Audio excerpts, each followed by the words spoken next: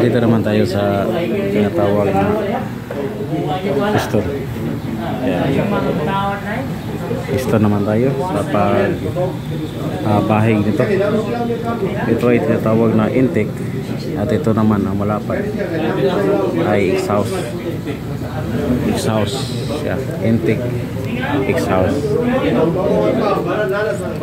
Ang pagbahig nito, kailangan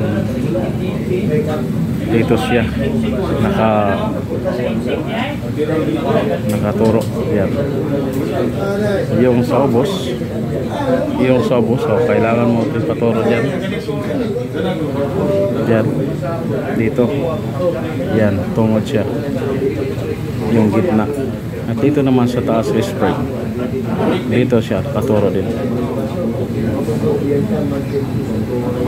Yan, dalawa sa ubos at isang-isa ay itaas.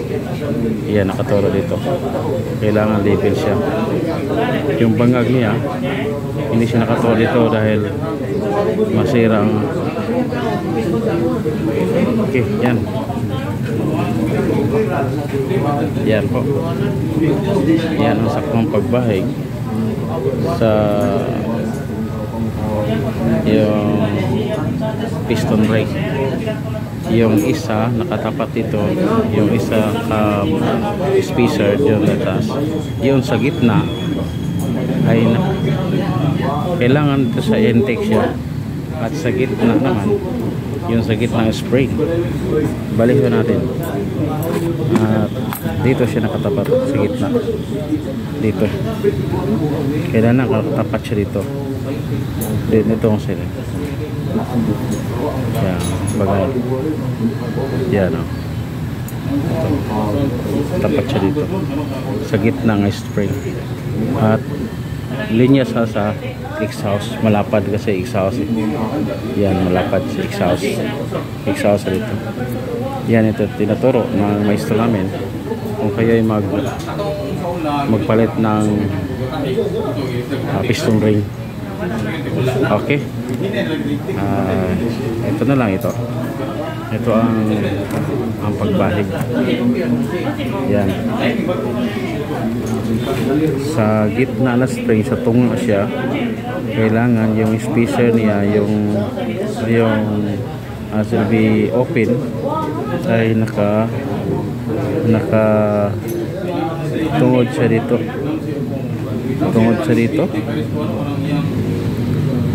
At palatandaan kay exhaust siya.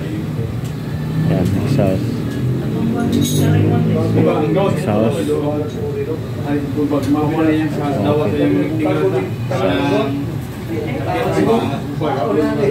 Okay. Dahil tatlong spring ito, sa taas yung sa gitna, yung sa ubos. Ang sa tunga naka-open siya,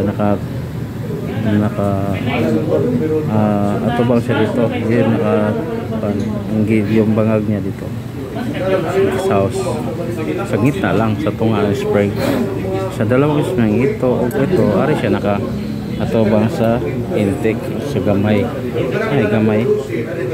Maliit siya at ito malaki. Intake, exhaust. At ito siya.